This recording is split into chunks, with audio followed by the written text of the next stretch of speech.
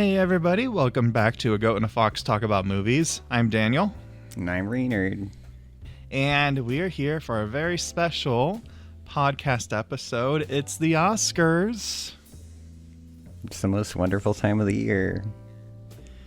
This is our second one, right? Our second Oscars episode. And we got quite a lineup this year. Mm-hmm. Got some high highs and some interesting lows.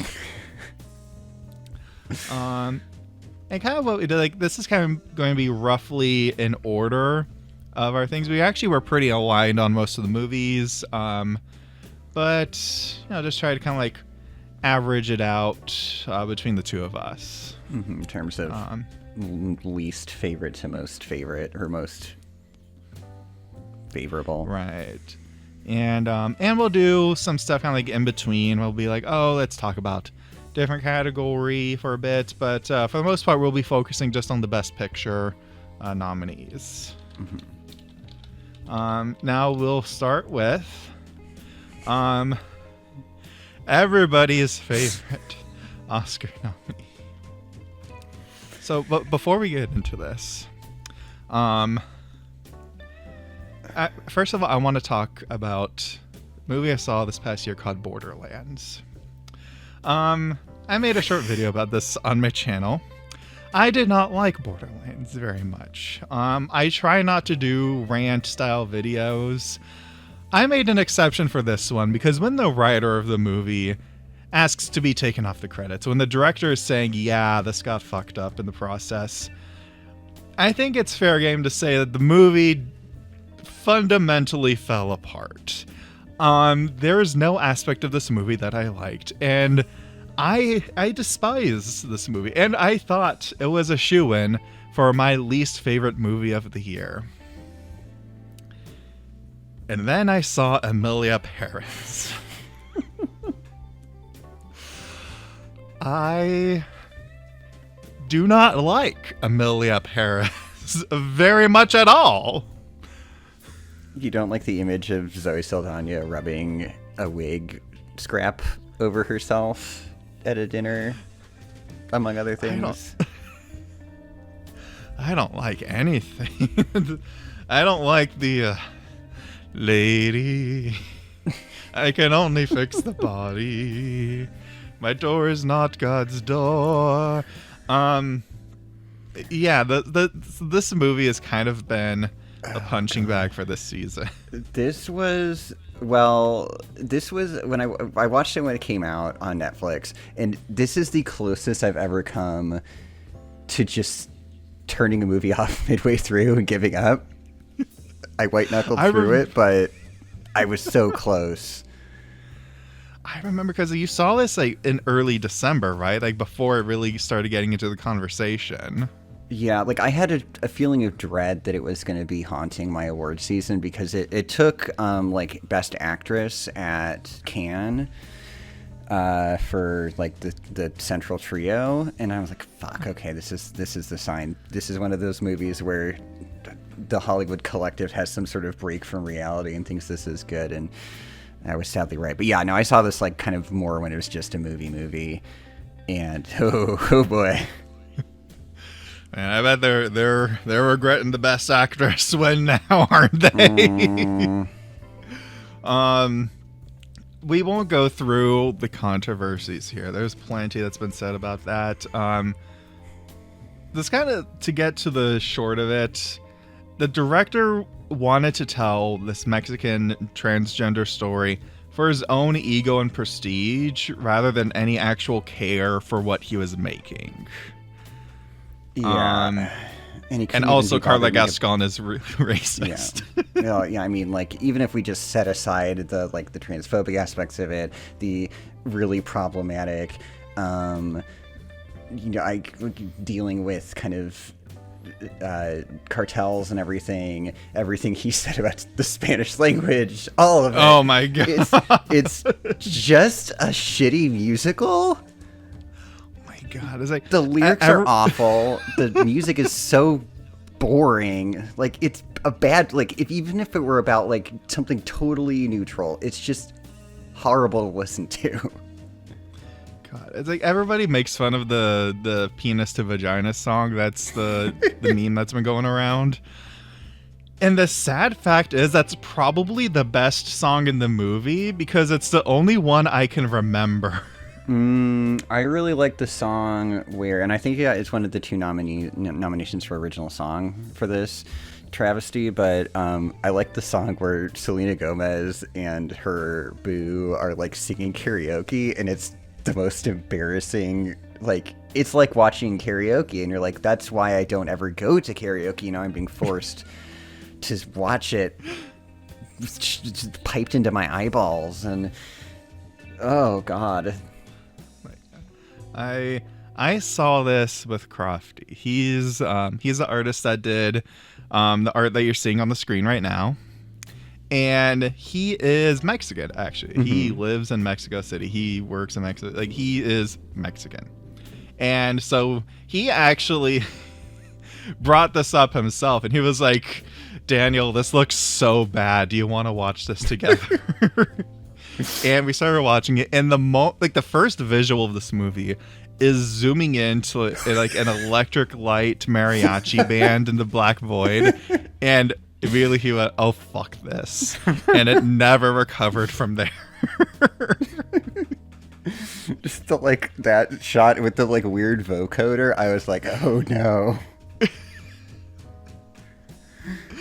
Oh my god. It's not good. The story, like, there's ideas that it starts to present. Like, there's a part where it's kind of like, oh, isn't Emilia kind of hypocritical for, doing this big charitable thing to fix a problem that she caused? And then it's just never brought up again. No, it like raises like that issue. There were a couple other points where it's like, oh, we kind of have to acknowledge this really ridiculous situation. Like, this is, a person who is using their blood money essentially to kind of assuage their own guilt, etc.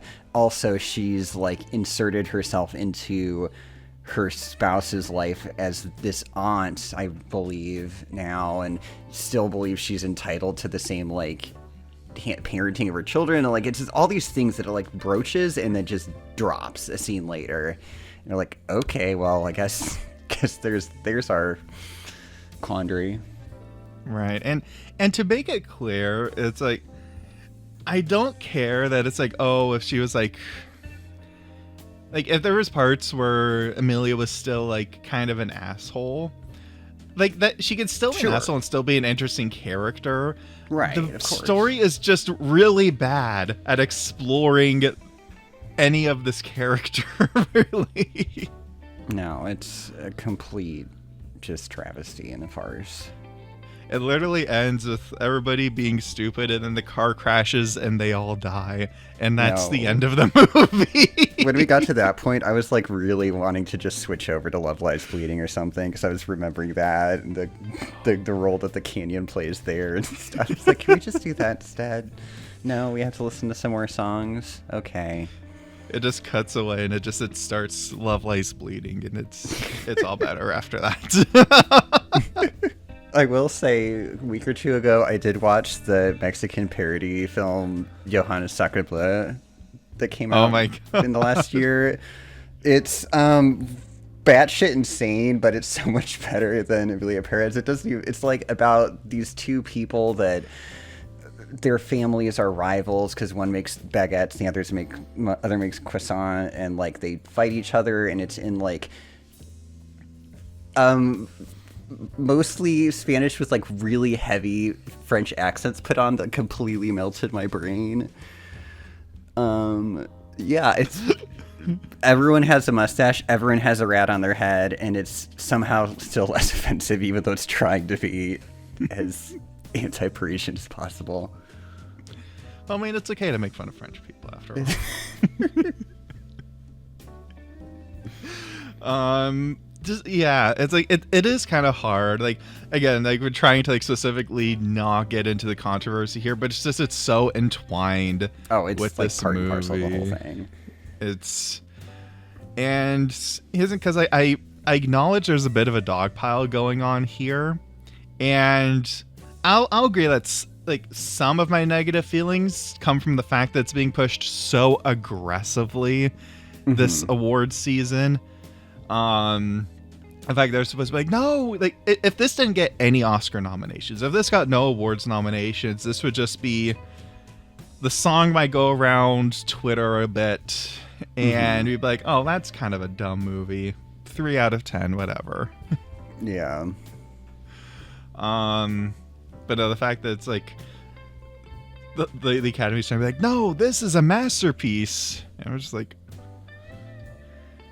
are your eyes doing okay? Yeah. Have you had your ears checked lately? Just one of these moments where you're like, okay, you really need to stop trying to make this happen. Yeah, I hate this movie. I think it's so telling that like last year the big bad of the awards season was like Maestro, which was still a perfectly fine movie that we both enjoyed. All right.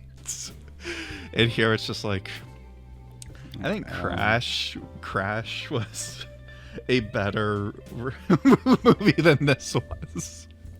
Yeah, this one is up there in terms of Academy lunacy. I don't want to talk about Emilia Perez anymore. That is that. Instead, let's talk about a complete unknown. Oh, boy. It follows the controversy of Bob Dylan switching from folk music to rock music for 2 hours and 20 minutes. Yep. I mean, this is like your classic, quote unquote Oscar bait movie, right? Like, it's a boomer making a movie about a boomer, one of the pantheon of people that, continue to get shoved down our throats and whatnot. Like, I recognize Bob Dylan as an important figure in the music scene of the time, and he somehow is still fucking touring. He showed up at Bumbershoot when I was in high school, and it was not great, but he's still out there. And like, yeah, so like he's like quote unquote important, but it's just like, this is the most kind of paint by numbers film of this cohort.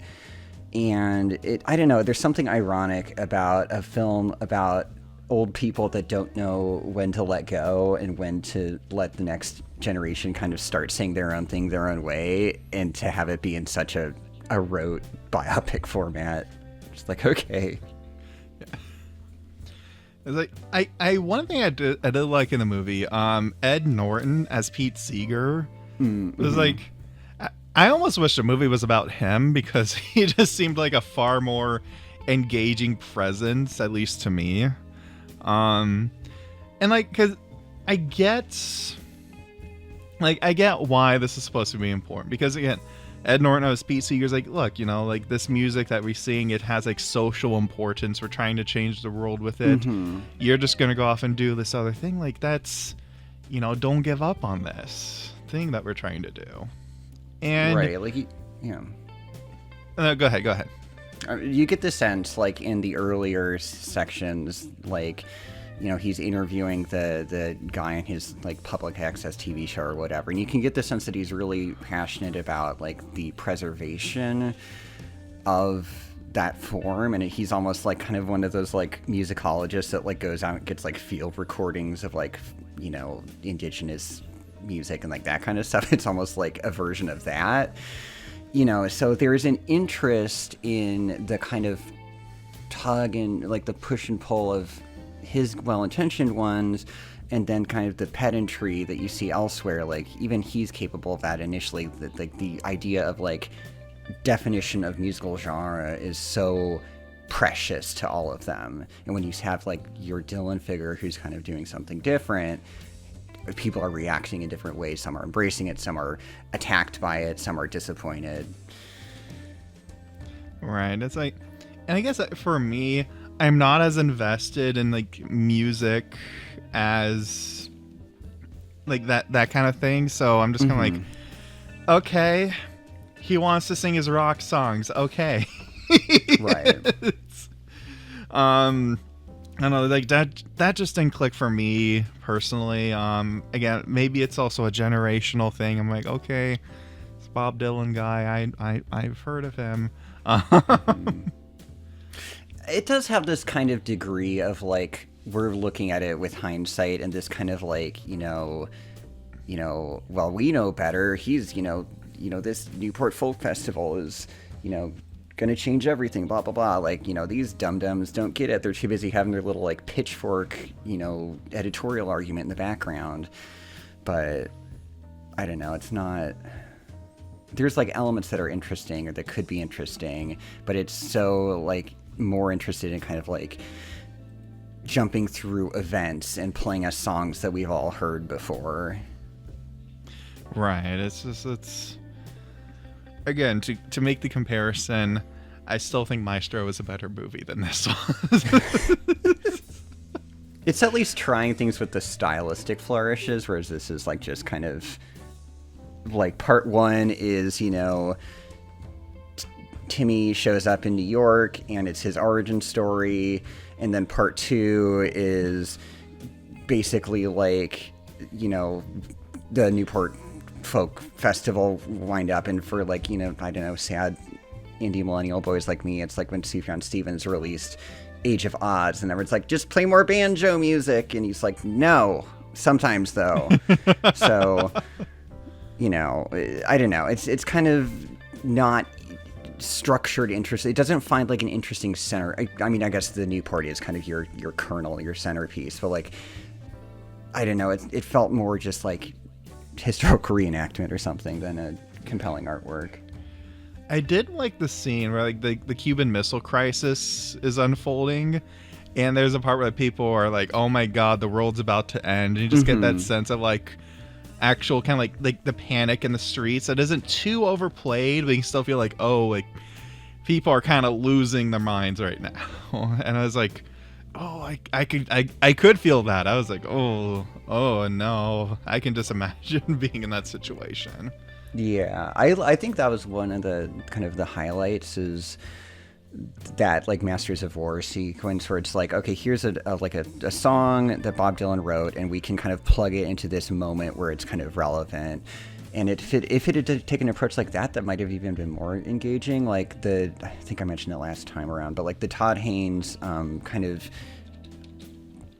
ensemble biopic about Bob Dylan called, it's like I'm Not There or something like that. It's like a bunch of different people play him, and it takes more of a collage approach. And it's like, okay, here's a bunch of his songs, and let's kind of make this more like thematic sort of character portrait than like a recounting of stuff. Right. It's kind of like on that note of like, like recounting versus playing the story and everything. Let's talk about Timothée Chalamet's role here, and I think he just won last night, as of when we're recording. Yeah, it's so I know that you have thoughts about his role here. I just kind of feel like he's doing karaoke for 2 hours. Like, Bob Dylan is such a, he sounds like everyone's got a shitty Bob Dylan impression, and his is good, I guess, but it just felt like he was like doing mannerisms, and like it's very committed, but that's not enough. Like, I didn't get a sense of him as a figure. He felt more like this sort of like icon of music and not like a human being. I think the music was well done. Like, I think him and Monica Barbaro, and I'm forgetting who was Johnny Cash, but like they all like do a good job of kind of like they're not going directly for it, but like close enough. Like Joan Baez is a very distinctive voice, and Barbara's kind of going in that angle or whatnot, but not trying to do it. So like the singing is good, but everything around it was a little just kind of sweaty. It's like, I feel it's more that they're doing like the impressions right of these people rather than let's play out what's going on inside their heads. Right. Yeah, it's just like, it's all right, I guess, but it's like, I came out of it and was like, I guess that was a way to spend 2 hours and 20 minutes. It didn't connect with me. Yeah, it's just a perfectly competent film that no one's going to remember in 3 years. Yeah. I mean, it didn't even have a CGI monkey in it. Like, what's the point? So moving on to, actually, first, do you want to break and talk about any of the categories here? We have like actors or animated or music. I feel like a lot of the acting categories will kind of have cross pollination into the pictures themselves. Like, I'm not seeing any notable, it's like, at least the ones that I've seen. But yeah, we could talk about, like, have you seen all the animated features? I have, yes. Honestly, like, of all the categories this year, Yeah. This is a pretty good one. Mm-hmm. Like, there's a pretty good lineup here.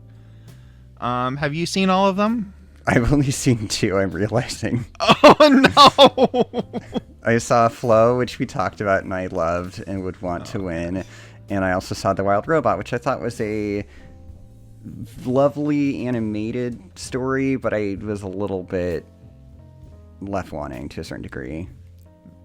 It's like Wild Robot, like, to kind of compare it to like food, I guess, because that's all I can think about. It's kind of like, it's something that we've had before. It's a grilled cheese and tomato soup, but it's a really, really good grilled cheese and tomato soup. I think that's a good way to put it.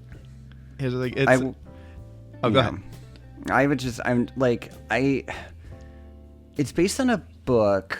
I don't know if it's a picture book or like a novel or whatever, but like the problem I had it with was it kind of felt like a picture book where there's just like a sequence of scenes, and like a picture book you can kind of like get away with, you have a tableau and then you have the next thing happen and your brain kind of fills in the gaps in between like the big events.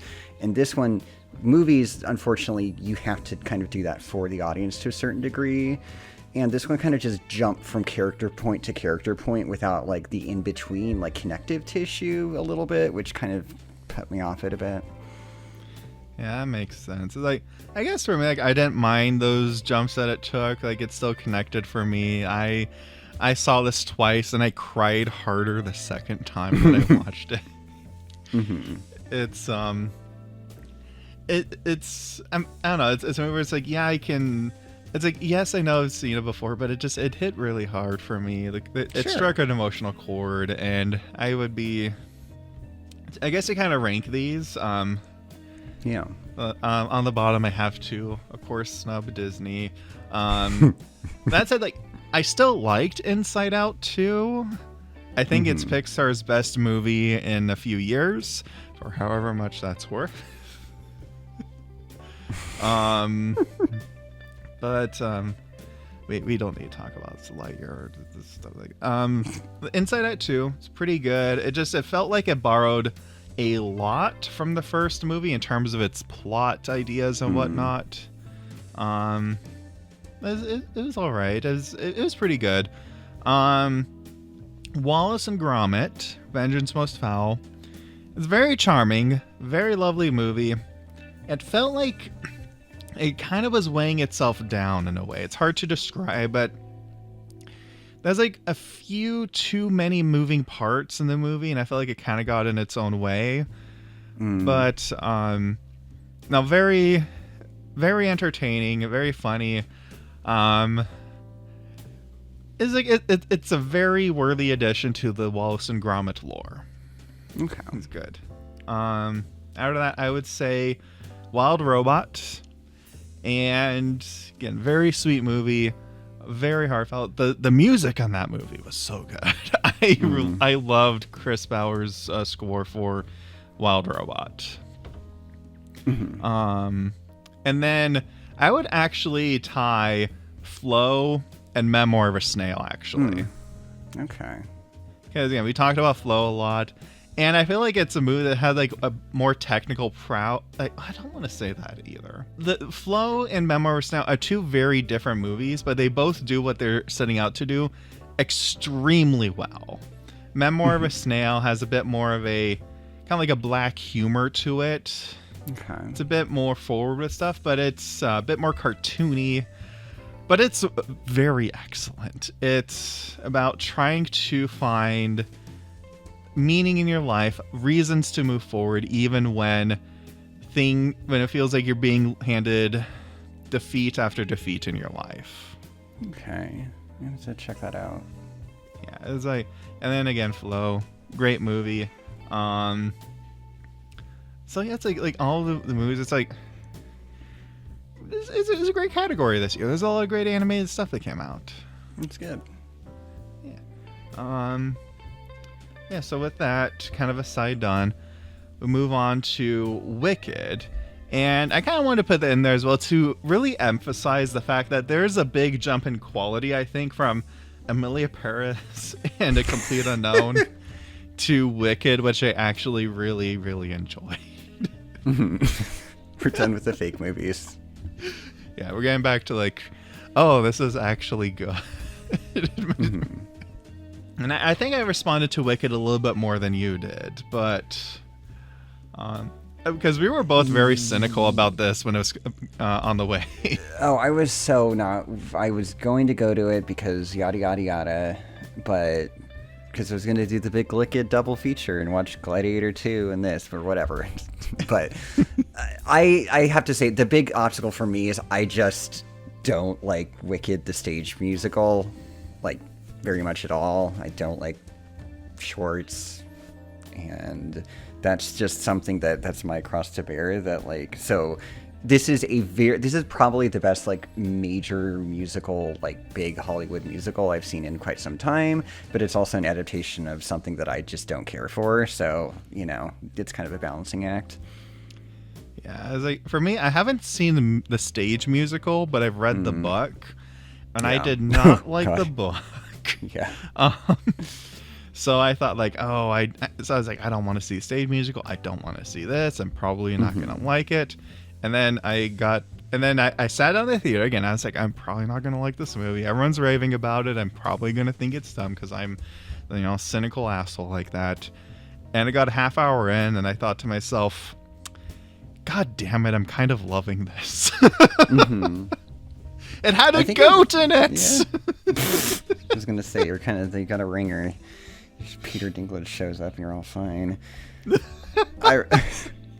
I think its strength lies in just how like sumptuous the production design and the costumes and everything are. Like it really feels like this sort of kind of callback to, like to your Wizard of Oz style, like old school, big, razzle dazzle kind of musicals. And, I think when you have a world that's like really sparkly, shiny and all of that, I think that gives you a lot to kind of glom onto in terms of the music and whatnot. Yeah, I think that's it for me. It's like the designs of the sets and everything just make it feel, otherworldly. It's kind of like this is Oz. This is a world where weird stuff happens, and it does a good job of implementing that within the world without being too like, oh, isn't this weird? Isn't this kind of wacky? Yeah. And like, Cynthia Erivo does a good job with Elphaba. I think like Ariana Grande's great as Glinda or Golinda. Does she deserve Best Supporting Actress? Abso-fucking-lutely not. Like, she's basically being the, like, drama club kid bubbly, archetype that everyone had, like, 8 of at every single high school. So, like, I don't think that's exactly stretching in terms of performance, but, her vocals are fine. And I think Jeff Goldblum is well cast to be full bloom. I think it's like the Jeff Goldblum shtick. It's like he's cast into a role that it works well in or it doesn't, and I think it works well with this kind of like this huckster type who's like, oh, come, here's my big plans. It's it kind of like weaponizes his persona in an interesting way, while acknowledging that that's what everyone expects of him. I think I like this because it is so proudly a musical in a time where it feels like a lot of movie musicals try to hide that they're musicals. But I liked what John Chu did with In the Heights, and I like what he's doing here. It's like he has an energy to him.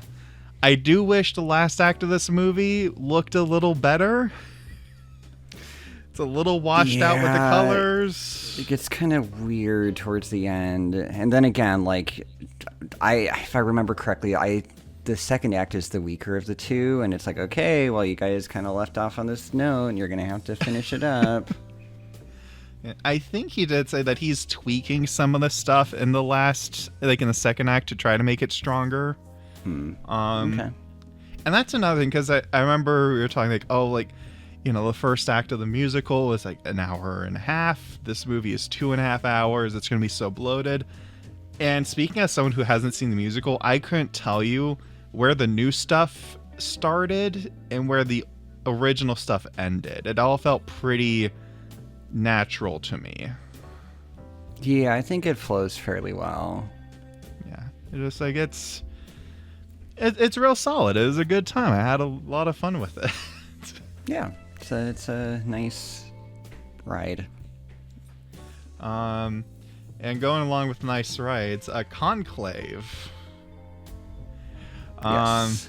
The Pope dies, new one has to be elected, and it turns into Mean Girls. Their campaign is pretty wild lately with Francis and all that.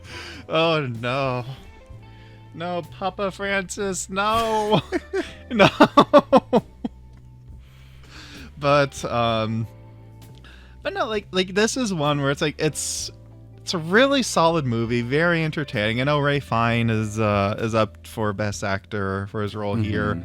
And it's definitely good, but at the same time I feel like it would be a very safe choice for Best Picture. If that makes sense. Yeah. No, I think this feels like one where like if you like divide the vote, this kind of ends up winning by default sort of situation. It perfect for the movie. Exactly. So we get our new pope. There's a kind of pointless twist at the end, and great, off we go. It felt like it's basically for me like the best like airplane book movie ever, where it's like you don't really have to think a lot. It's not stupid, but it's like not really challenging you too much. Like it's kind of like poking at the ideas of like, the difference between like faith and like the application of religion, and it's looking at the different sects within the Catholic, like, I don't know, the spectrum of like, you have these regressive people that want to kind of go back and like go pre-Vatican II or something, and then you have the more, let's call it liberal people, which is grading heavily on a curve. The film is a little like overly optimistic about change within the Catholic Church, I think, but great, we can aspire to that or whatever.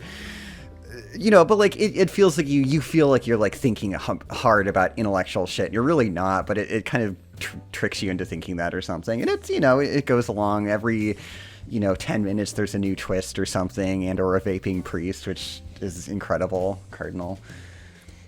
Yeah, it's kind of like it's like if you want something that's like a feel good, entertaining movie, but you don't want like overly like schmaltzy or fast car pew pew aesthetic, give this a shot. Yeah, it's like really elevated fast food.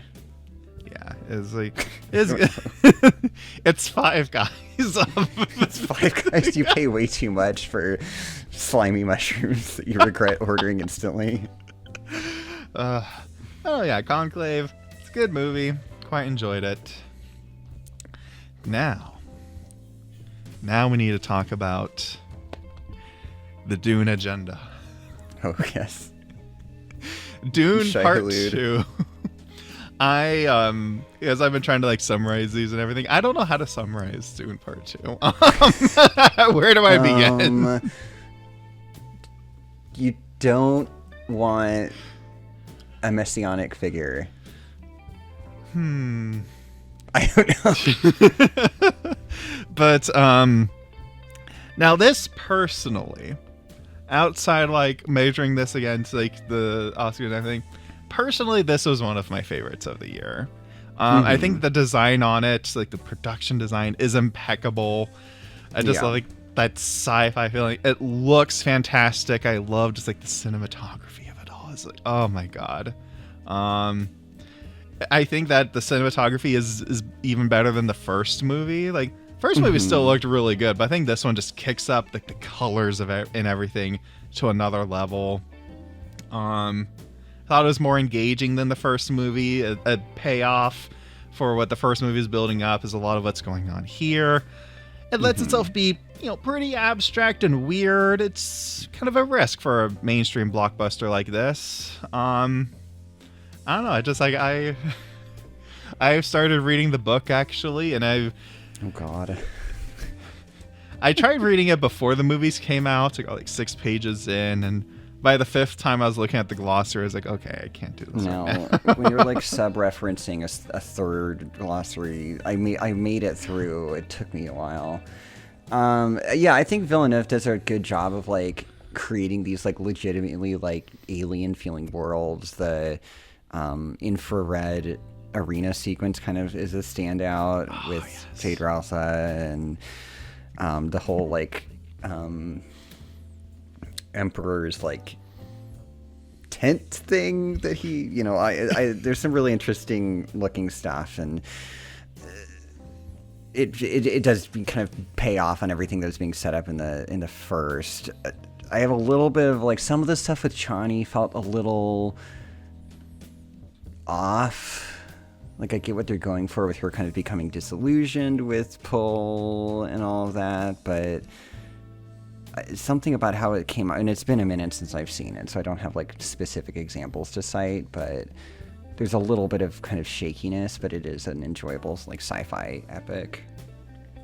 Yeah, it's like, I do think that they're doing something different with her, because in the book, doesn't she just kind of go along with Paul?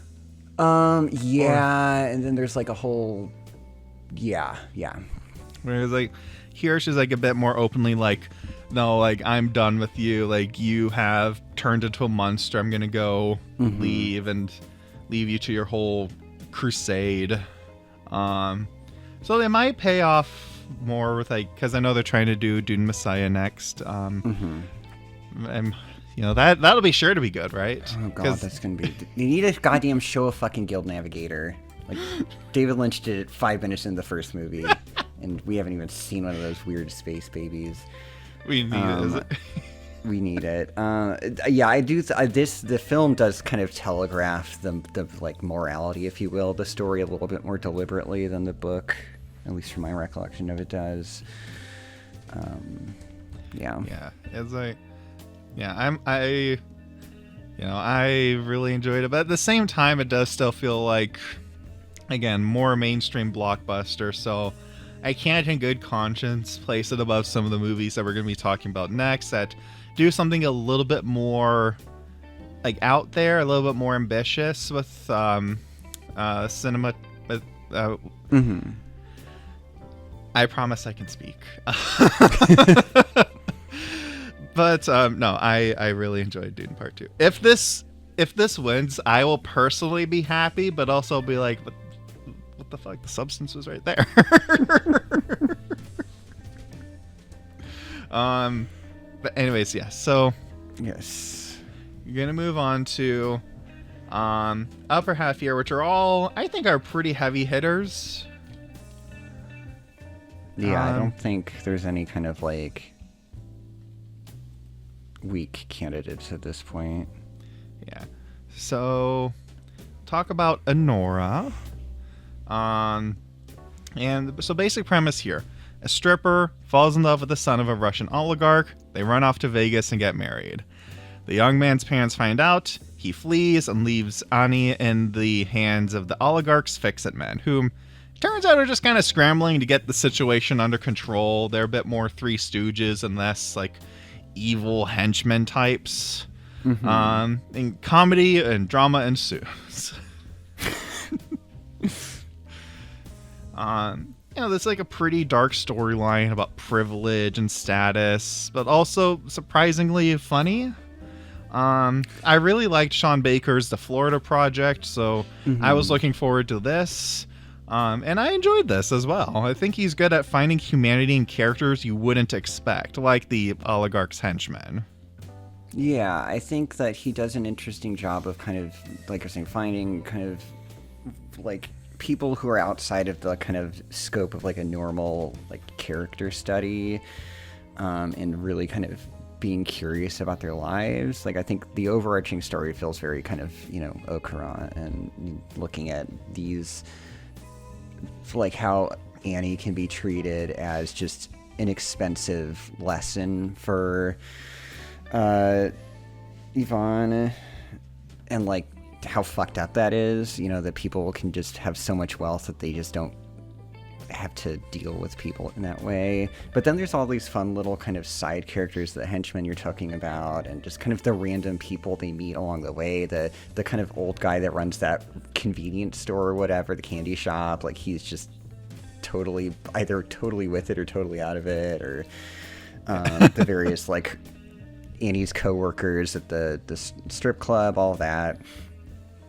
And yeah, like it's comedic, but I think it does a good job of balancing that, like especially like when the enforcers like first kind of are like, yeah, we're getting this marriage annulled. Like they like you're saying, it's this Three Stooges like slapstick routine where they're running around and with a scarf and all this crazy shit, but like it does a good job of like pulling back, and like when you look at the wide shot in the context of it, it's fucked up. Like she's tied up, and it's kind of funny when it's a close-up and it's just reaction shots, but then you pull back and see the whole totality of it, and you're like, Jesus Christ, this is insane, and not in a humorous way entirely.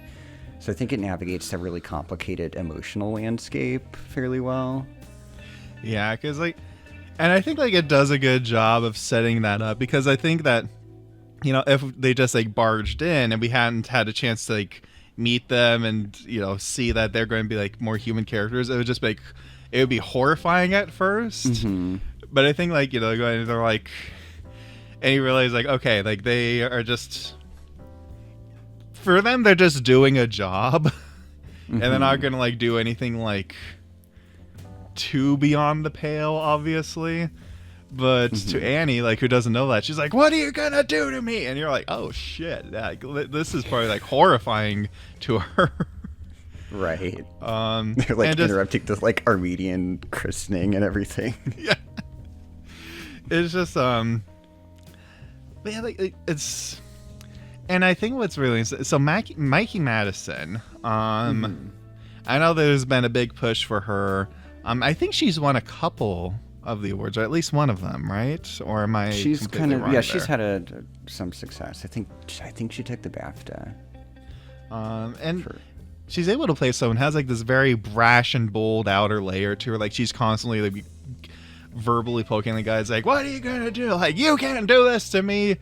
But deep down, there's something in her that is broken, and we see that at the end of the movie. And I think she did a really good job with that. Yeah. I also like movies. It feels like this is almost like three movies. There's like the romance, and there's kind of like this idol, and then there's like the central like stretch, and then kind of the aftermath. And that central portion, I like a movie that feels like it's just an exhausting, relentless journey that takes like one night. Like it's them trying to find Yvonne, and then get in the plane, and they're gonna get this annulled and whatnot. And it's kind of reminded me of like Scorsese's like After Hours, or Mike Leigh's Naked, or something, where it's like just this relentless pursuit, or this just like continuous like expression of action. And it just starts to feel exhausting, and like the editing and everything gets bogged down and tired, and it's just like, can we just go home now, kind of thing. And I think that's a really interesting exercise. Yeah, it's a very good movie. But I think like definitely like you're saying, like the way that kind of like, because it does purposely feel like kind of like bogged down and exhausting by the end of it.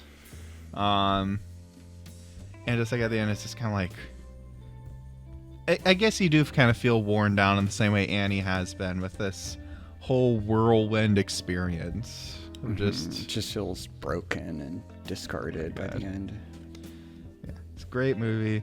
And honestly, I think like at this point, we're at a point where if any of these, like if Anora or anything else that we talk about from this point on, if it won the best picture, I'd be like, oh, I can see that. Yeah, like, good for them. I mean, if Emilia Perez wins, then I'm going to burn the Academy. I'm going to set off the San Andreas fault right then and there. Okay, so we'll move on to I'm Still Here. And this takes place in 1970s Brazil during a military dictatorship, and it tells us the true story of Eunice Paiva, the wife of a congressman who was disappeared from his home by the regime. And it shows her detention and interrogation in prison, and then her struggle afterwards to even say, no, this happened, this really happened, because the regime keeps saying, oh, we didn't arrest that guy. What are you talking about? No, that never happened. That didn't happen. And yeah, like this is one of the ones that's like been a little bit more under the radar, but more and more people have been seeing it, and it's like it's so good. There's always these movies that they don't get the big Oscar push. Like everybody knows Wicked is making the Oscar push. We all know that, right? But these ones are a little bit more out of the way. I'm glad that this has been getting a little bit more recognition. Is very good. Yeah, I mean, it's in Brazil, it's like blowing up, and Fernanda Torres is getting a lot of recognition, and this film like lives and dies by her performance. Like, I think it does, like, the film does an incredible job of kind of like walking into the horrors of the regime. Like the first, stretch of the film, you're just kind of experiencing family life with these people, and it's, there's these kind of things in the periphery happening that are sometimes just a little odd, sometimes they're stressful, but you're not like, it's how you kind of get slowly immersed in it, and then as she kind of is thrust into like an interrogation, extended like detention when her husband has disappeared, and all this, like, it really kind of rips out like the floor from under you. Yeah, it's in the beginning of the movie you kind of get the sense of like something is going to be happening, because it's like, oh, look how happy we are. Well, maybe not happy, because again the looming threat of military dictatorship is in the background there, but it's like, oh, we're having a celebration, come on, let's do this. And it's like, oh, there's or they get to like, we're all gonna take a big family photo, and it's like, this is gonna be the last family photo, isn't it? Oh no. There's this sense of doom lingering. Yeah, and I think it's kind of like winding that up, and then hitting us with just like the way that it happens. Just like the men come in and it's like, we just need you to come down and do a deposition. Like, oh, he's like, there's no need, just come. And there's this part where he is getting dressed. His daughter comes in. His daughter has like no idea what's going on. She's like, oh, Dad, can I go do this? And he's like, yeah, sure. Like, that's totally fine. Real quickly, can you just, come here? And you can kind of get, it's this beautiful like moment where, she thinks that her dad's just like, hey, it's good to see you. But you can tell from his perspective, he's like, this is going to be the last chance I'm going to see my daughter. And you're just like, your heart is breaking. You're like, oh my God. No, it just finds all these like really quiet ways to be wrenching. Yeah, it's like Fernanda Torres, like we're gonna kind of just like work these in through the podcast here. I would love for her to do Best Actress, to get Best Actress. She was so good at this. No, I think really like it feels like it's going to be between Demi Moore and Mikey Madison, Demi with the whole quote unquote narrative thing, and Mikey Madison's just kind of undeniable presence in Anora, and like either of them are also strong performances, but Torres really like it, just the way that she can there's not really, it's not like a showpiece kind of performance, like the role. Like there's scenes that are like intense, but like there's no like big speech or anything like that. It's all very subtle work, or just her like something like her being surrounded by her family and looking at other families and knowing that she'll never be able to have that again because her husband's gone and their father's gone, and that kind of stuff is like gobsmacking how she does it. Oh my god, there's this recurring theme, this recurring motif through the movie of like photographs and smiling. Like I think I really noticed it when, you know, after, you know, she returns home and people are starting to be like, oh, like what happened? Like we have to kind of like, try to make some noise about this as much as we're able to in the context of military dictatorship. And like, we're going to get a photograph of you and want you all to look serious. Like you're all sad because, you know, father, husband is gone. And she says, no, we'll smile. We'll smile. And it does some time skips later on, which shows like, you know, how their life is unfolding after the dictatorship, after, you know, time has passed. And in each of those times, there's a point where like they stop, they take a photo and they say, you know, let's smile together. And that's all tied together in a part where she gets a death certificate for her husband, which is kind of like the state formally saying, yes, we did this. Here's the record of what we did. It's kind of like finally closing the book on his life, which is a sad thing to be happy about. And the movie acknowledges this.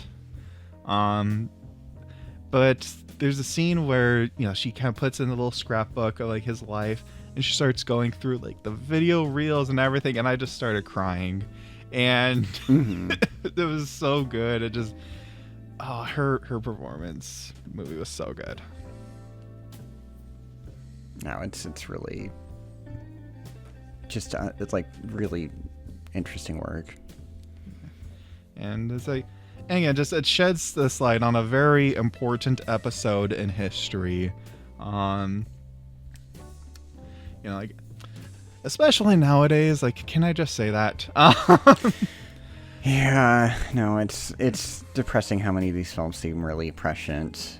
Yeah, it's like, I don't think it's excessively partisan to say that we're living through an attempted autocratic power grab.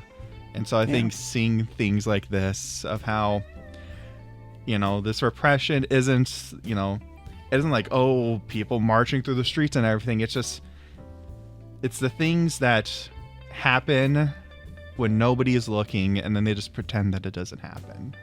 And then it takes years of bureaucracy. It takes years of questioning, well, this happened in the past. Why are we worrying about it now? It's those kinds of things, those kinds of barriers that we're facing.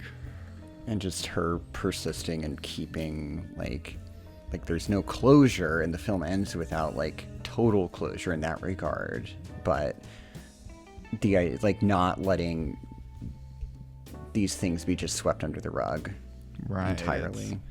Like, at the end, like, you know, she's kind of like, she's getting old. She's not, doesn't have her full mental faculties anymore, but we can see that she perks up when she sees like a television documentary and her husband appears in it, named as a victim of the regime. And it's just, it's fascinating to see like these lived things, this lived hit, these things that happen to people, these narratives then become history over time. And just, I don't know, it just makes me feel some kind of way that I really, really liked. It really resonated with me. Yeah. It's like, that's the kind of thing that I like talking about with my longer videos. You know, it's, you know, how do these stories become history and vice versa? Yeah, there's a lot to dig in here, and it picks an interesting, like, entry point, and, like, we're just following this one family, and they're obviously, like, more intimately involved to a degree because, you know, Rubens Paiva was a politician at one point and fled and came back or whatnot, but you're still kind of like, it's a way to look into a larger story through like this smaller lens, and I think it does a really good job of negotiating the larger political thrust, but also kind of anchoring it in humanity, which is what's being taken away. Yeah, it's just great movie. Mm-hmm. I hope it wins Best Foreign Picture, because speaking of, yeah, it's the only one that's going to beat the Unspeakable. But it is interesting how much like cross-pollination this year there is between like Best Picture and even Best Animated Feature and just the international selection, because they speak for 3 of the 5. I'm Still Here, Perez, and Flo. The other 2, I don't know if you've seen either of them. The other 2 are also interesting. The Girl with the Needle is a Danish film. It's about a serial killer who was active in Copenhagen after the war, and it follows this like young woman who had worked as a seamstress, but it's kind of about how like the war machine like leaves people behind after the war armistice is declared. You have a lot of veterans who are wounded and have PTSD, and they're just kind of cast aside. Or you have people that were involved in like supplying the war effort and they don't have a job anymore, and kind of like these people that are detritus in a sense. And she gets taken in by a woman who runs a sweets shop, but also runs a discreet service where she is definitely helping single moms adopt out their babies, and the babies aren't just disappearing. Nope. Oh no. Not at all. Oh no. It's gorgeously shot. Like, it's this black and white, like really just incredibly atmospheric footage. It does kind of walk this line of like, is it like a really hard film, or is it misery porn? Like, it kind of wavers on that point. I don't think it entirely teeters over into the latter category, but it is heavy. Right. And then Seed of the Sacred Fig is an Iranian film that's, I would say, of equal political import to I'm Still Here. It's more contemporary. It's about this family living in Tehran. The dad is kind of making his way up the court system. He just got like a promotion, and they're kind of at this moment of tension. Like, there are protests breaking out about like hijab wearing being enforced and stuff, and his 2 kind of, I think, like kind of older teen, young adult daughters are starting to become a little bit more like politically aware and stuff. And basically the central like thrust of it is he's given a gun with his promotion for like personal protection, and that gun goes missing. Oh, and no. They're trying. It becomes this kind of this paranoia thriller, but it's really kind of tapping into the the political situation in Iran. There's a lot of cell phone footage interspersed that I'm pretty sure is just actual footage of police brutality and events going on there. And then it kind of transitions in the back half. They end up fleeing town for protection, and it becomes more both like a straight up horror film, almost home invasion reverse movie or something. But oh jeez. Yeah, it's good. It's good. It kind of it kind of starts to feel a little long towards the end, but it's a really engaging thriller. Yeah, it's like, I think I wanted to see this, but a whole bunch of movies came out like at the same time, Mm-hmm. and I only got so many hours in a week to. Fair. Yeah, I think they're both worthy. Yeah, it's like, I have it on my watch list. Like, I think it's on streaming right now, so like I'll catch it there. So. But yeah, like I've seen 3 of the 5 international. And again, like it's kind of nice to see that there has been that kind of cross pollination. Like, usually it's like, oh, we'll put one best like one of the nominees for foreign film in Best Picture, and then you kind of know which one's gonna win. But, right, exactly. It's like, oh, you'll get that as a concession prize. Okay.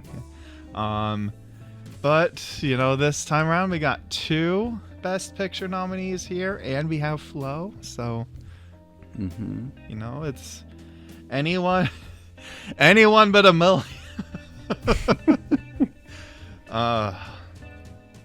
No, let's see. I think let's talk about Nickel Boys. Yes. Nickel Boys. So this follows a young man named Elwood who's got a promising future ahead of him. He's taking college classes in high school. He's active in the civil rights movement. And then he accidentally hitchhikes to school in a car that turns out to be stolen. So he's sent to Nickel Academy, which is based on the real-life Florida School for Boys. And it's about him trying to survive the horrible system he's been thrust into. Now, I went into this and I knew about the entire film is shot as first person POV. And so I knew that going in. There was kind of the buzz about it. And I was like, okay, is this going to be a gimmick movie, or is it, what's it going to be? Because when that starts to be part of the dialogue, I'm like, okay, is this just a trick or not? And it was completely gut-wrenching and searing and beautiful and all the superlatives and everything. I was really, really taken by this movie. Yeah, I was I didn't know about the first person thing going in, so when it started, I was like, ooh, is the whole movie going to be like this? This is good. Yeah.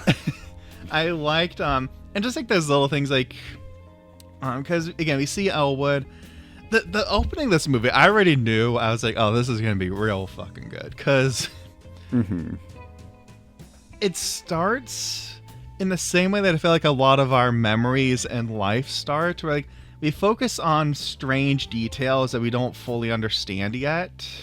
And so it's it zooms in on something that his mom is wearing. I think it's a bracelet or something. Or things a bit out of focus. We can hear things, talking and all that. And at first it's just, things, his mom, the people around him. And I think over time, the shots begin to get a bit more focused, a bit more composed, I guess you could say, where it's you start to see his mom is working in a restaurant, she's cleaning the floor, and you can tell she's not super happy with her job.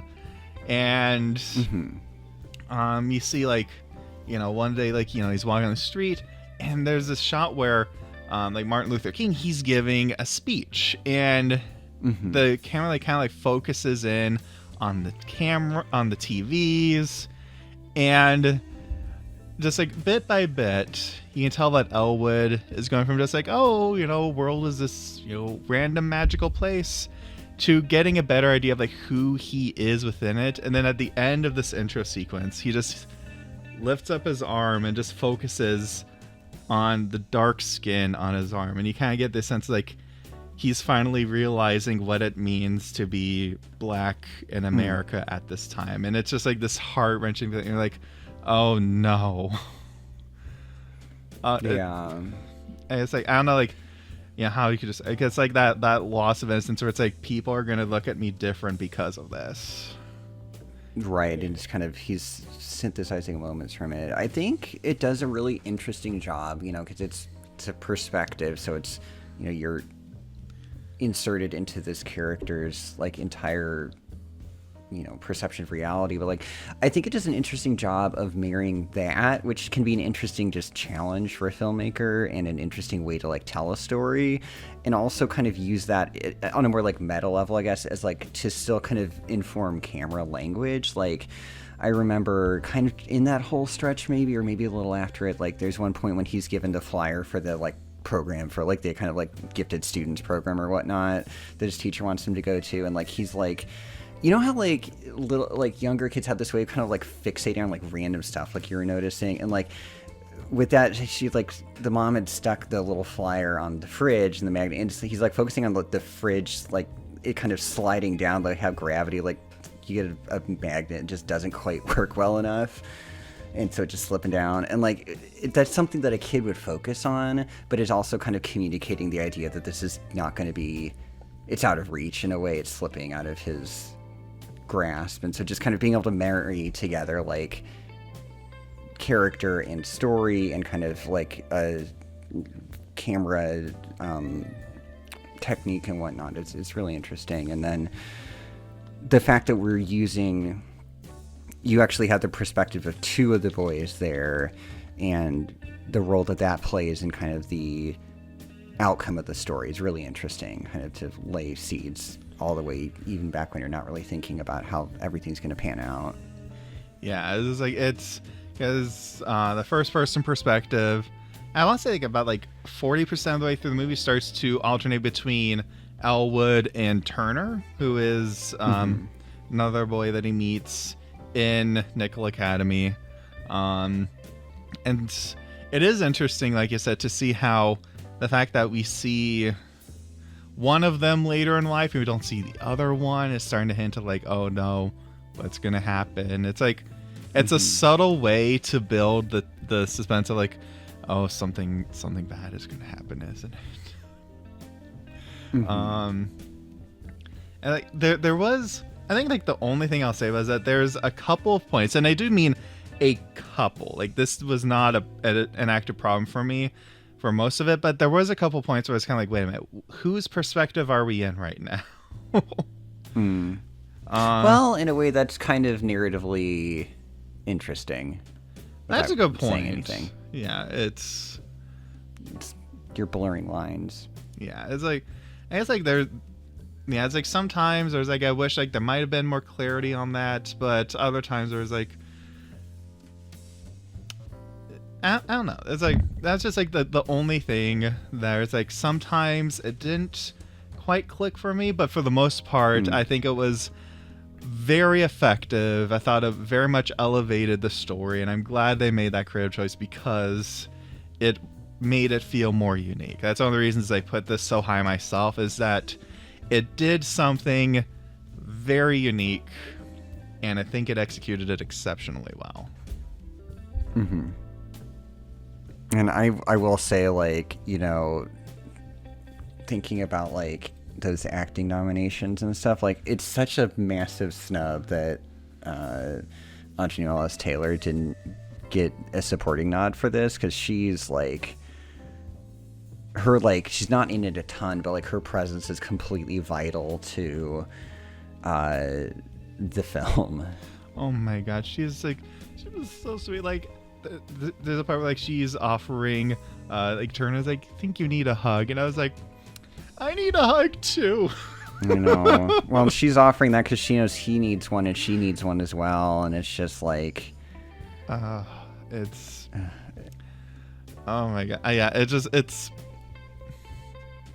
a very, yeah. I just pulled this up. I just realized Daveed Diggs plays adult Elwood. What? I didn't. Yeah, yeah. I don't know why I didn't realize that. Huh. I mean, you don't really see his face for much of it, so that is a good point. That is it's kind of the back of his head. So. But yeah, like it's. I should have recognized the voice. It's. Are you ready for an embarrassing moment? Is it Hamilton? I maybe had a couple years of a Hamilton phase. You know, I'm not surprised. I'm sorry. No, but no. It's But anyways, it's a perfectly fine musical written by the most theater kid person to exist this side of Joseph Gordon-Levitt. But no, yeah. So Nickel Boys, great movie. Very, very good. Really incredible. But there's two others that I think we both put just above it. Before we get to these, was there any other categories you wanted to talk about? Like, I think we'll talk about like actors and actresses like in these upcoming ones. Yeah, any other one? God, I was scrolling through it. I will say score is crazy this year. Like, so we have The Brutalist, Conclave, Emilia Perez, Wicked, and The Wild Robot, and like Emilia Perez is instantly excludable. Wicked is crazy. Like, there's that whole debacle about like Hans Zimmer getting, like excluded for Dune 2 because of existing material, which I shed no tears about. But like the fact that Wicked somehow they managed to like hand wave their way out of doing this, like I'm sure there's a lot of new material, obviously, because it's the length of the entire show. But like, what? And then, like, I don't know. I was, like, skimming through the other ones quickly, and, like, I know you like The Wild Robot. It's felt a lot like generic, like, animated movie score to me a bit, but, it works for the thing. Conclave felt like it was from 2007 or something. Just, like, here's your thriller score. Here's a lot of aggressive cello. So, I mean, that worked for Joker, so who knows? Oh, no. I don't know. And I mean, I think of the group, The Brutalist is my favorite because it enhances the experience of the film the most, which I think is what really kind of separates the wheat from the chaff. Like, there's the question of like, okay, do you just pick the one that has the best music, or do you pick the one that has like the most interesting interaction? And I think that one really does a lot of interesting work to kind of build up the world that we'll be talking about when we get to that one. But yeah, I mean, it's just like, okay, I guess that's gonna be a dud. Yeah, it's like I really like the music in The Brutalist. I'm gonna talk more about that when we get there. Mm-hmm. But yeah, I gotta root for Wild Robot. I gotta root for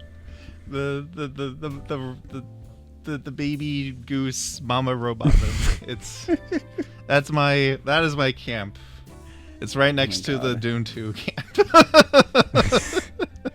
I'm also so glad that they're not actually performing any of the original songs this year, because like aside from the one from Sing Sing, they're all fucking awful. Oh my God. I can't believe that there's 2 in here. No, that's insanity. And then like the Diane Warren song, that's like literally the most generic song you've ever heard in your life. Never Too Late, which is definitely a Elton John song. And then yeah, where were those 2 from? From the 688 and from Elton John. I have never heard of that movie in my life.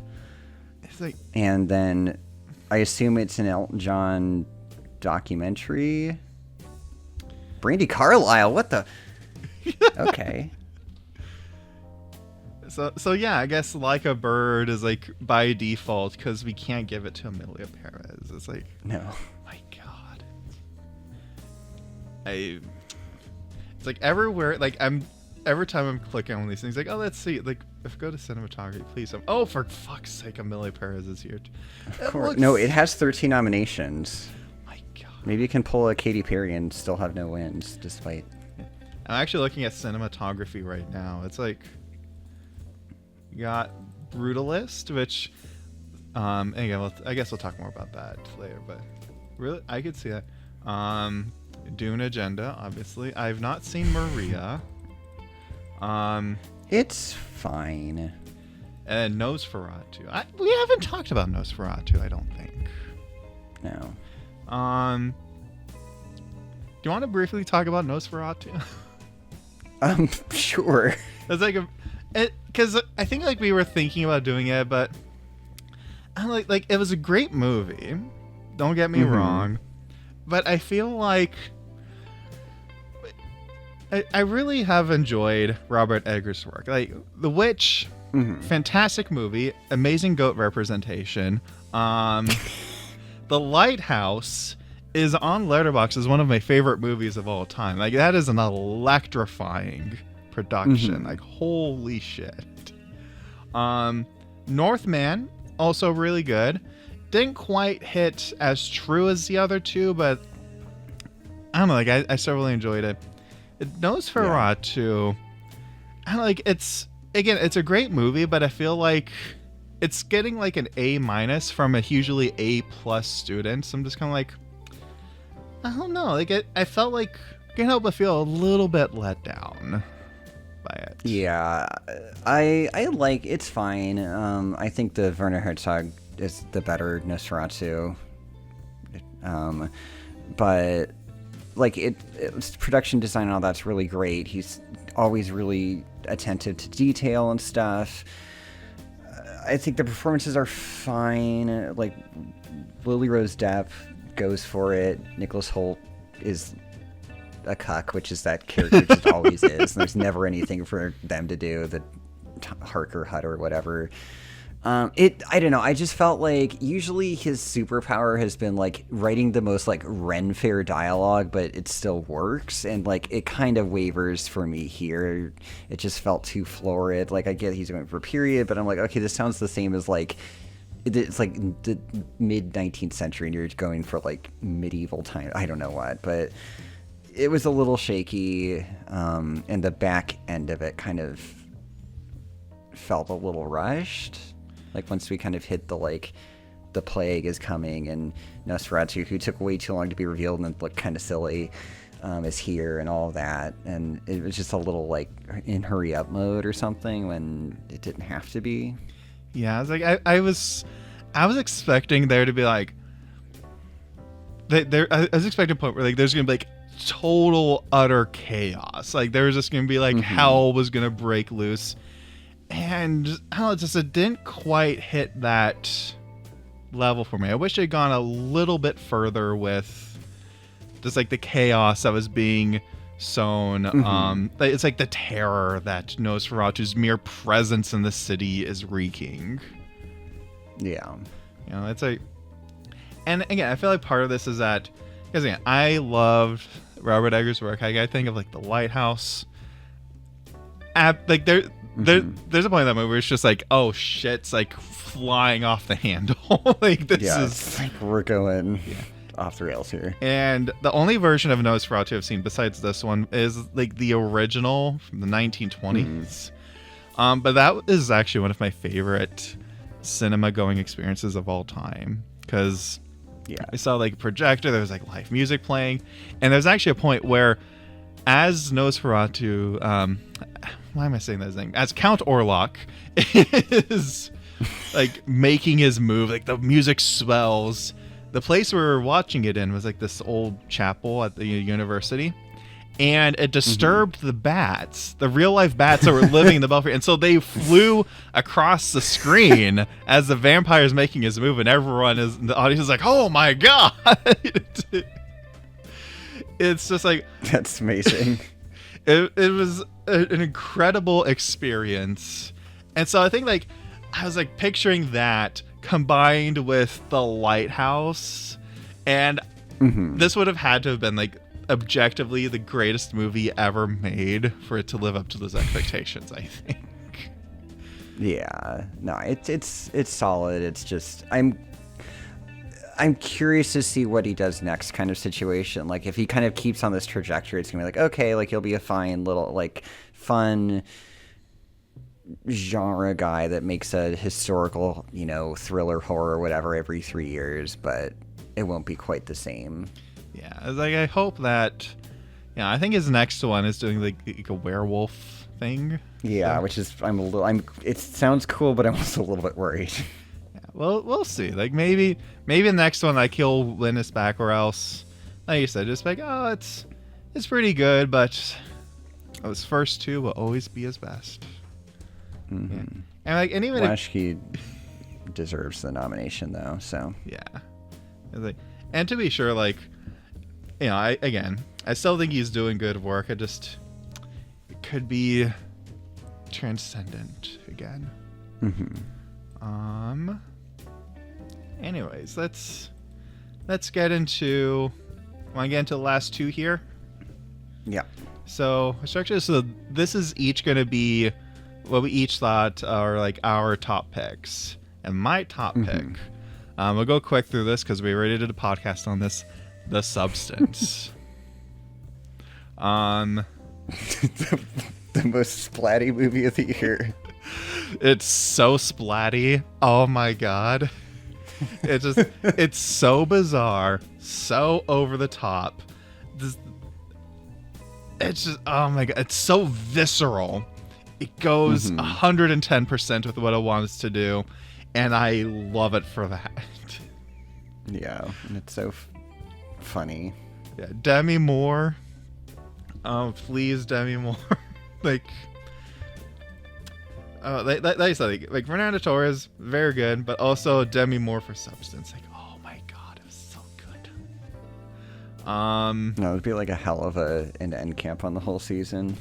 Yeah, but yeah, it's substance, very good. Won't elaborate on too long here. If you want more of our thoughts, go watch it on our other podcast. With that, let's talk about The Brutalist. Yep. So this was my top pick. And honestly, a great top pick. So I'm kind of realizing that my like favorite little subgenre of like Oscar movies lately is like sprawling character studies about like a fake person in a very niche part of the real world at a specific point in time. Like this and Tar. For me, it's like, because there was Anatomy of a Fall, which was kind of like a bit more grounded, but still pretty engaging on. And then Everything Everywhere All at Once. So it's like legal procedures or batshit insanity. We're just like,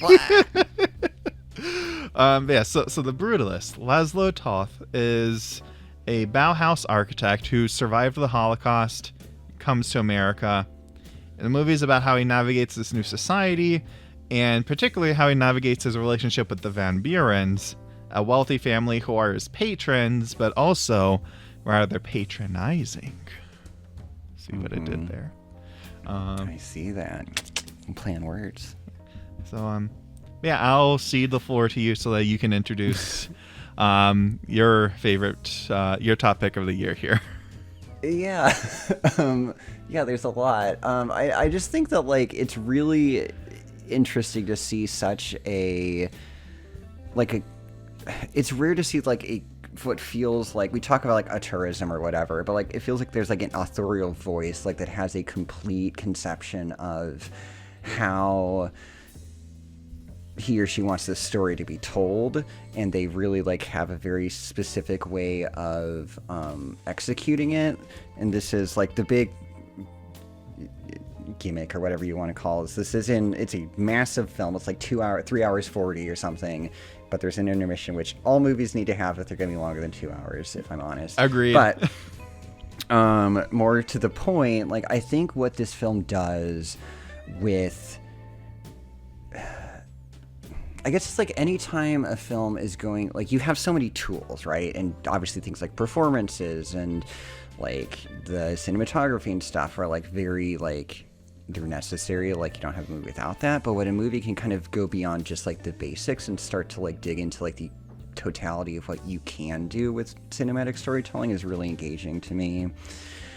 And with this, like, you're following his life. He, comes to America. He has a rough start, kind of finding his footing. He ends up kind of under this patronage you mentioned. And the center of the story is him trying to build this community center / like monument to the Guy Pearce character's ego in Pennsylvania. And an architect uses like space as a way to convey ideas, like how large is something, is the height of a concrete imposing like sensations, that kind of stuff. And film has duration as a way to convey concepts, and I think this film does a really good job of it there, because the first act is such a perfectly like crystalline structure. It's like an hour and a half, but it feels like nothing. And it's, it's this perfectly laid out, perfectly calibrated execution, because it's about like the planning of this structure.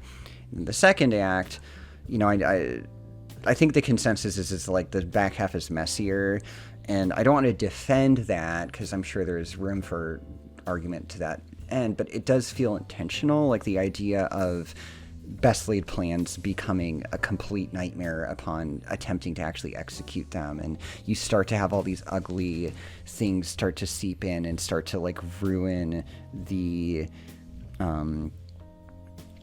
idea that he's conceptualized. And then all of the human drama that kind of plays out in parallel to and intersecting with that construction. Yeah, like there's a part where like somebody else is trying to like oh, we have to make these changes here, and Laszlo has this great line. He goes, he's talking to him, and he's like, look, listen to me. Everything in this world that is ugly and cruel and stupid and most of all ugly is your fault.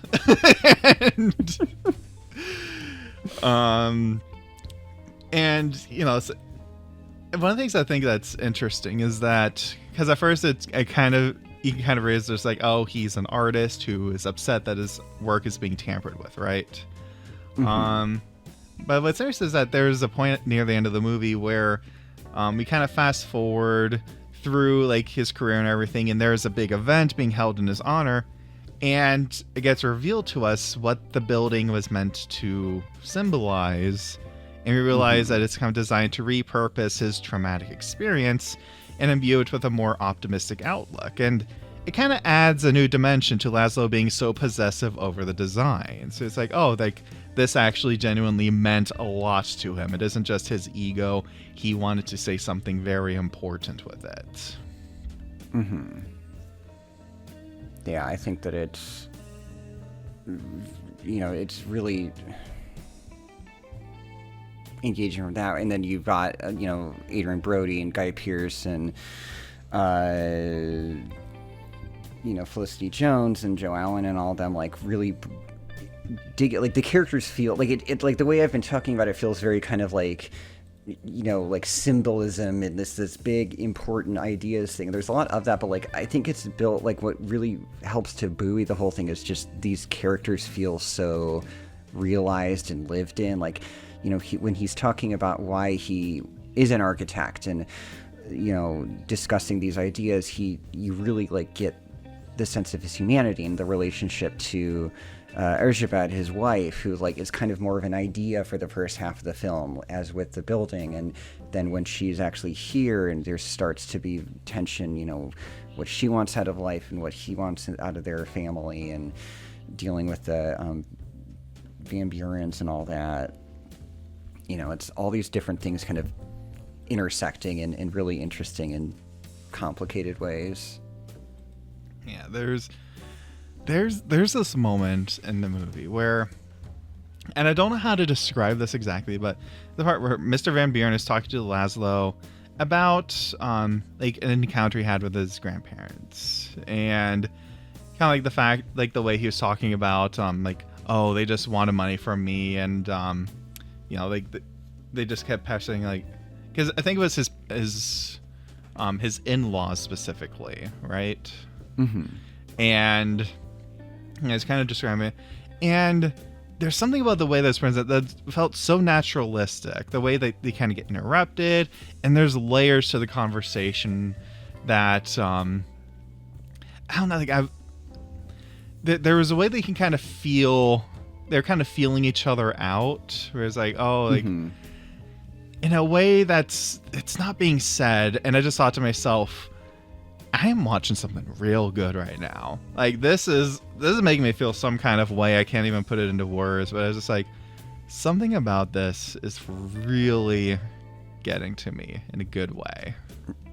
Now that sequence feels really effortless in terms of, it takes like a conversation that feels like very interviewy, like, why do you like architecture or whatever, like it then imbues it with all these like little beats that make it feel really just naturalistic. And you know, I remember like there's all these moments that just feel like, God damn, this is a movie kind of thing, like that, or the entire opening, aside from the final like tennis sequence in Challengers where you're just absolutely levitating.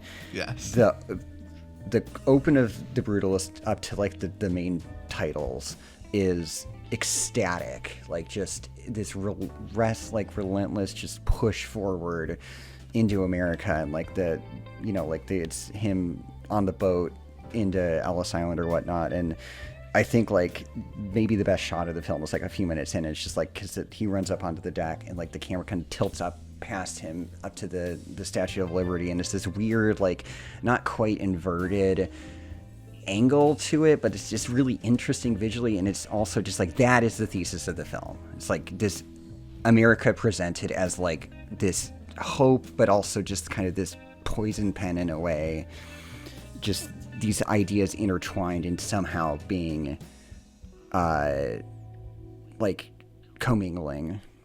Yeah, it's a fantastic, again, like that shot and the music that kind of like that booms at the end. I was like, oh my god. It's like you get that sense and you're like, oh shit, like this is we're in for it. The score is so good. Yeah, the score is great. Just the cinematography of it all. There's there's a part where like he gets to America, and at first like he's working with his cousin, and then at first like, oh, this is, help you out. But then a job goes wrong, and the cousin comes and is like, you're hurting our business. We're gonna basically kick you out. And just the way his face is in shadow for that is just, that made my stomach hurt a little bit, because I could just imagine myself in that place, just being like somebody saying like, he spat in the face of our hospitality without even meaning to, like, and it's, oh my god, so many great moments in this. I think like the only thing that didn't quite click for me in the movie is that, again, like I said, at the end of the movie there's that time skip where we kind of see near the end of his career, we get like the retrospective of all the stuff he accomplished. Yeah. And well, again, the scene adds some interesting context in a way that feels fitting. I don't know, just there's something about that felt a little jarring to me. Like, I wish we could have gotten that information in a way that felt like a little more cohesive. Yeah, like I think, I don't know, there was a lot of movies that have problems with codas. Like this one, yeah, it does feel a little bit odd because you've been kind of, I mean, there's jumps in time and stuff, and it spans a lot of years, but like, yeah, it's not quite as like cut and like, here's an epilogue now, which feels, it disrupts the flow. To a lesser degree, I think the very last sequence in I'm Still Here kind of has a similar effect to me, where it's a little like, whoa, what? Yeah, I don't know. I can't off the top of my head think of a better way to like articulate that idea, but it feels like they needed to include that information, but they didn't quite know how. Like, I think the final image of the main film is striking, and it kind of signals the completion of the arc and the construction and everything. But I don't know if they just felt compelled to have something extra. Yeah, it's like, yeah, and it's the same thing here. Like, I'm not going to pretend to know, like, oh, you should fix the movie by doing this. It's just kind of like, just like that sense I got. But it's it's a small thing in an otherwise very, very excellent production. It's just a really complete vision that like every department and aspect of it was really clued in on what we're trying to convey and how we're trying to like bring this to reality. Yeah, it's again, like, this is another one where it's like, even though my favorite is still the substance, if this wins, I'll be like, nah, this deserves it. This feels like a best picture. It's like, as much as I love like the substance getting the degree of attention that it has, like the fact that like even beyond just picture, but like writing and direction and all that kind of stuff, like it's good. And I hope this signals, I mean, this feels like this will be their one in every 10 years. This will be their Silence of the Lambs or whatever, and then they'll ignore horror and genre for a while. Right. But, yeah. In any other year, it'd be The Substance, but I don't know. There's something about The Brutalist that just left me shook. You've been shooketh. Mm-hmm. That is all 10 Best Picture nominees, plus a little bit extra in there. Was there any other things you wanted to go? Oh, one more thing about the Brutalist actually before we go on. Adrian Brody, Best Actor. Felicity Jones, Best Supporting Actress.